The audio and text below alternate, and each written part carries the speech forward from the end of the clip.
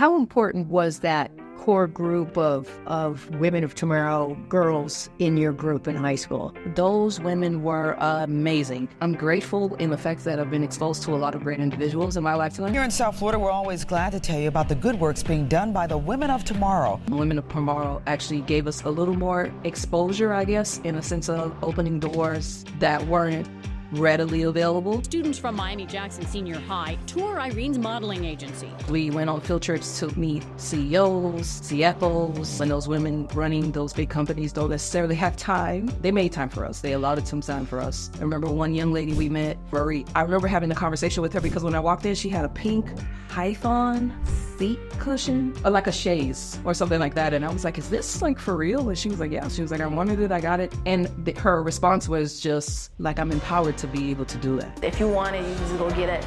All you have to do is go for it and believe in yourself. Like, I don't need to ask anybody for permission. If I wanted it pink, I got it pink. She told us about the company, but then she ended up going into how she started off in commercial real estate. And I was like, what is that? And she said, I buy warehouses. And I was like, what do you mean? And she was like, some people buy residential property. She was like, I buy warehouses.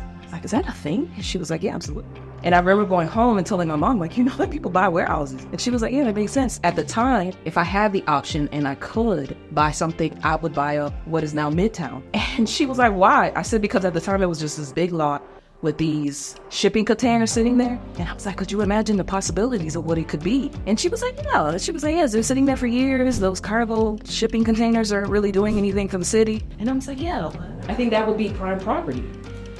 Here we are years later. What Midtown has grown into, I will never forget that conversation with Miss Marie. I want to be her, be successful as her. She had sparked something in me. That was one of the most impactful women I met. Did Women of Tomorrow help you overcome your reluctance to be a leader? Absolutely, absolutely. My curiosity is endless. And then to come into Miss Irene, I was exposed to this whole new world, and I just never forgot. I noticed that school isn't what it used to be. It's more goal-oriented.